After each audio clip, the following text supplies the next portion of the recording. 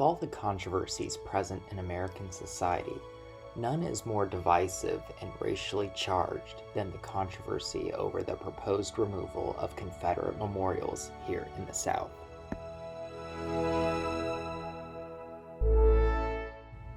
Our journey takes place right here in our home of Atlanta, Georgia. My first stop is at Oakland Cemetery, one of Atlanta's oldest and most historic cemeteries. Many of the graves here predate the Lincoln presidency. As I drive up, downtown Atlanta seems to fall away, and I feel temporarily transported to the antebellum South.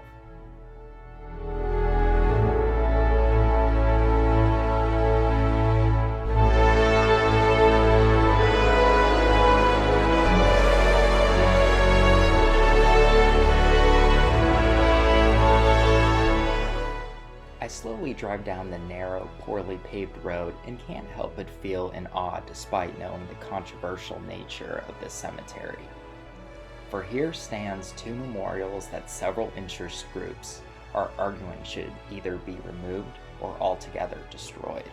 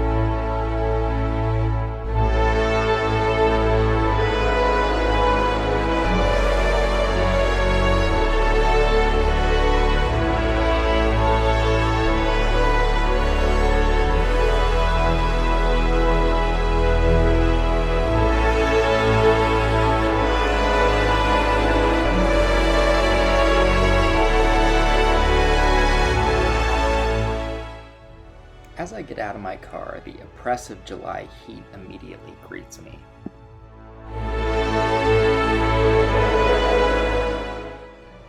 The first point of controversy on this tour is an approximately 30-foot tall stone obelisk with the snapping flags of Georgia's past and present at its side.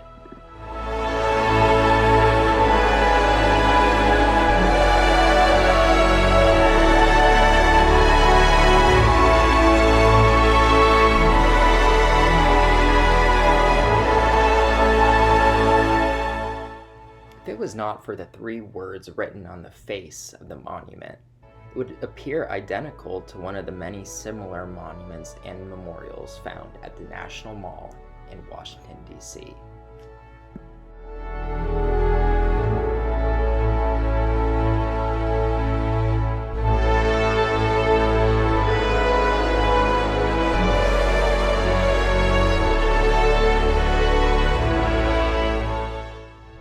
Of course, the "Our Confederate Dead" carved into the stone makes many question the implicitly racist context surrounding the structure.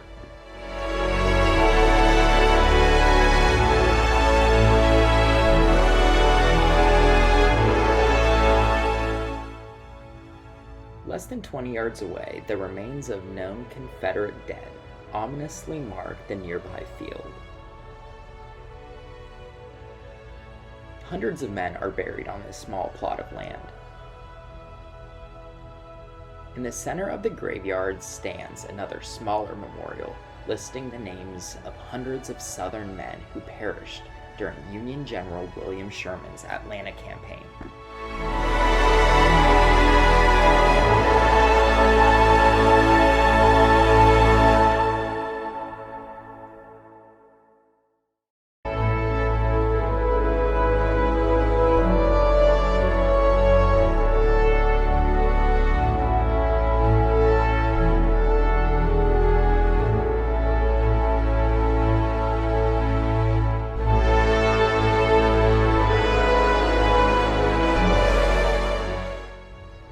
the abomination that was American slavery is, of course, both horrid and inhumane, I do not hold with those who advocate for the complete removal of Oakland Cemetery's memorials.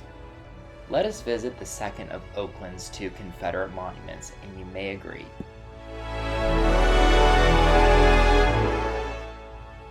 Adjacent to the stone obelisk from earlier is the Lion of the Confederacy. The mourning lion sadly guards the remains of some 200 unknown Confederate dead soldiers. While I do not condone what these men fought for, the proposed removal of the lion, like the previous graveyard, would require the remains of these men to be exhumed. I think letting the dead lie is extremely important, especially when discussing the unknown soldiers buried under the line of the Confederacy. Since disfigurement is the most likely reason behind these men never being identified, I strongly believe they should be kept at rest.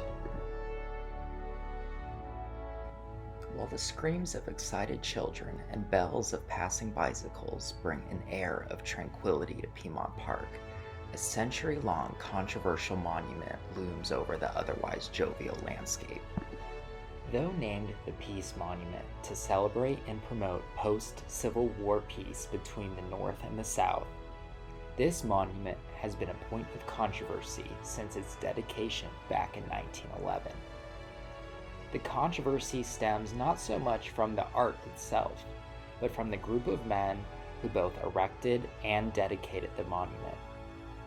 Named the Old Guard of the Gate City Guard, many members of this guard were both former Confederate soldiers and active KKK members.